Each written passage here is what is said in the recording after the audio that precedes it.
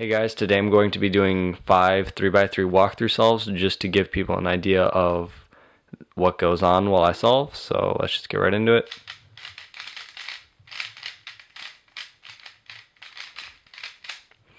So the first thing I see on this scramble is this solved white-green piece. There's also this white-blue piece, which is nice, and then I see both of these right here. So what I would probably do here is solve this with an R2. Insert this orange piece, and then L2 D prime to solve my cross. And then immediately I see this pair right here, so I'm going to insert that. I saw this edge, and I see a corner with red here, so I would do that.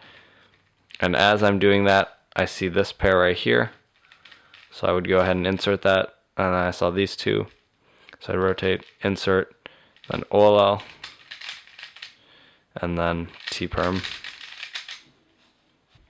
So next scramble.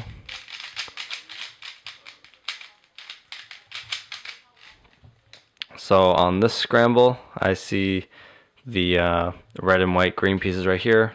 See, this blue piece is opposite, so I'll keep that in mind. Okay, so I think what I would do for this cross is D prime U to start. So like that. Place this piece down here as an opposite edge, and I've got these.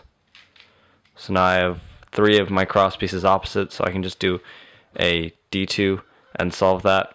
And then I see this pair as I'm going, so I would go ahead and solve that. I saw this green red piece and its pair right here, so I would go ahead and solve that. I saw this orange blue piece, and I wasn't entirely sure where the corner was, but I see it down here, so I'd go ahead and solve that, which sets up this pair. So I'd insert that, and then AoLong, and then T perm again.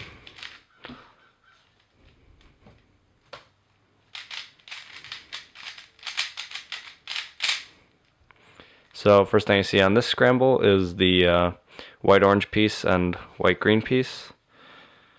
I also see this free pair right here, so I'm going to keep that in mind and try and preserve that if I can.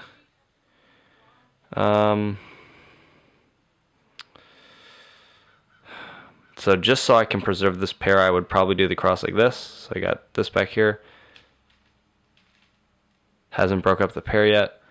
I'm going to place this, D, and so I kept the free pair there. So I saw this, I also saw these, so I would go ahead and rotate and insert these, then solve these. While I did that, I saw this pair right here. I'd go ahead and solve that. And then this pair right here. And now a little trick I know, most people would rotate and solve like that, but you can avoid a rotation if you go like this. So I'd solve the pair like that, which also orients some edges, and then do AoLong, and then PLL.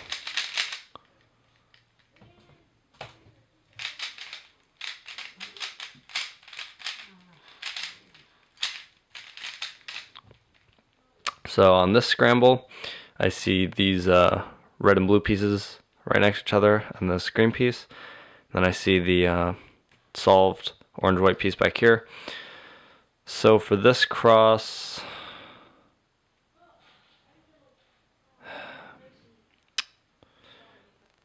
I don't particularly like this, but I guess I would do something like R, put this up here, put these a D prime off, and then solve the last two. And then while I did that, I saw that this orange piece went back here, so I'm going to keep that in mind for later, but I see this pair first, so I go ahead and solve that. And while I'm doing that, I saw this orange-blue piece and this, but I'm not going to do this yet, because it would be a decent amount of moves to solve these two.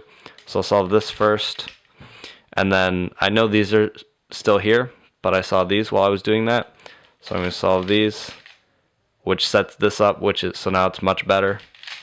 So now I'd solve that, and then do AoLong, and then U perm.